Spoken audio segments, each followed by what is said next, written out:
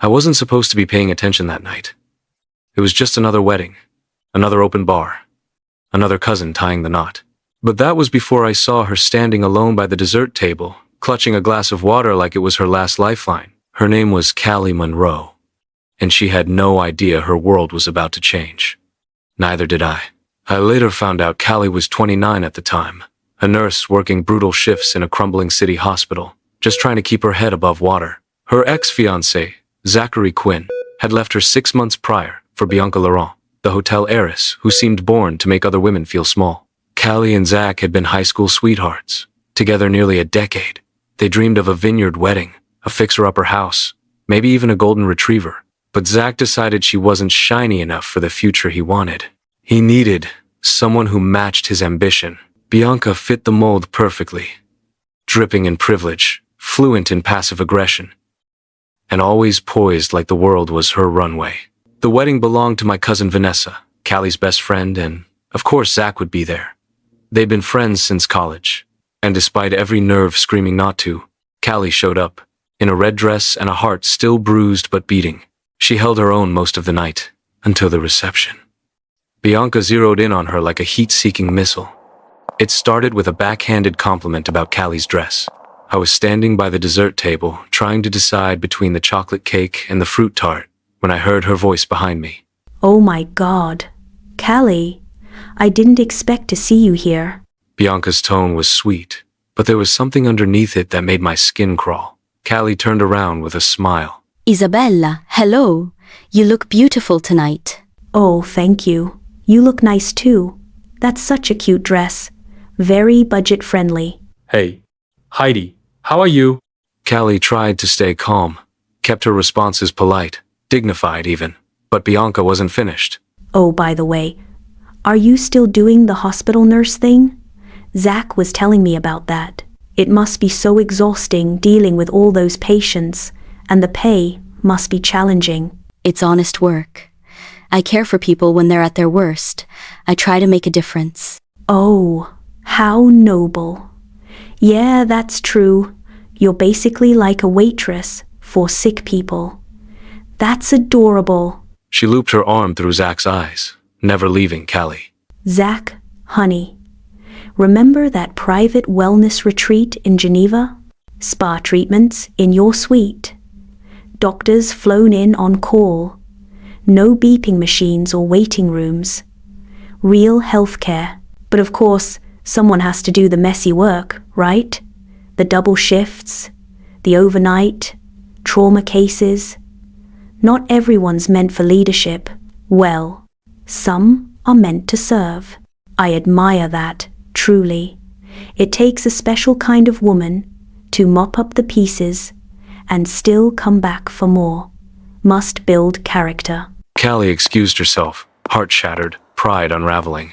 She never made it to the restroom. Instead, she ended up in the hotel lobby, gulping air like it owed her something. That's where my father, Malcolm Ellis, found her. He's not just my father. He's Malcolm Ellis of the Ellis Foundation, the man behind half the scholarships and anonymous donations in the city. But he's also got a sixth sense for character. He offered her a handkerchief and a few words of kindness. That should have been the end of it. But it wasn't. A week later, Callie got a job offer from Halstead Medical Group, head nurse. Double the pay. Corporate housing. Benefits most people only dream about. She never applied. Little things kept happening.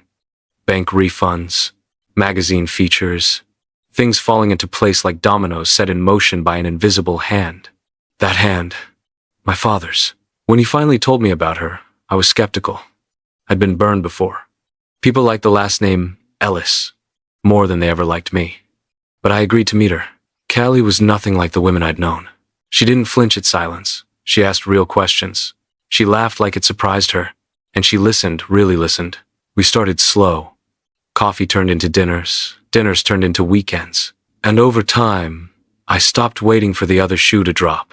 8 months later, we were at a gala. The chandeliers sparkled like falling stars, and the scent of champagne lingered in the air. Callie stood tall beside me, the soft glow of the ballroom lights catching the diamond on her hand. No more discount dresses, no more shrinking into corners. She wore a simple, yet elegant and sexy dress that made every other woman in the room look overdressed. That's when Zach and Bianca came into view.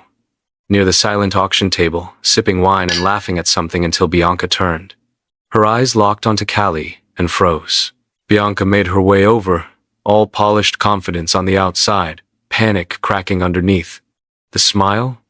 Too wide, too forced. Well, Callie, what a surprise. This is unexpected. Her gaze flicked from Callie's dress to the ring, then landed on me. And you must be? I shook her hand. Adrian Ellis, Callie's fiancé. Ellis es in. Matthews Ellis Foundation. Ellis Innovations. Pick one, I replied casually. Bianca's smile twitched like it was about to fall off her face. Oh, wow. Congratulations. That's really great, Callie. You look wonderful. Thank you, Zach. Life has a funny way of coming full circle. Well, it's nice to see you found stability. Some people thrive in quiet careers. I raised a brow. Callie saves lives, so there's nothing quiet about that. And I used to think humiliation was the end of the story. Well, it turns out it was just the start of the best chapter. I placed a hand gently on Callie's back. Love, let's go. We should head to the VIP dinner. And just like that, we walked away. Bianca stood frozen. For once, no comeback. No spotlight. Just the sinking weight of a truth she never saw coming. Later that night, I asked Callie how it felt. Like justice. But more than that, like proof that sometimes the universe really is paying attention. And I believed her. Because I'd watched grace turn into a second chance. I'd seen kindness ripple into redemption. I'd witnessed a woman who had every reason to fold rise with quiet dignity and walk straight into a better life. Sometimes, the worst night of your life is just the prelude to something incredible. And sometimes, the people who try to break you only end up building the bridge to your destiny. If this story touched your heart, like and subscribe for more hidden truth stories. Share your moment of unexpected redemption in the comments because someone out there needs to hear it today.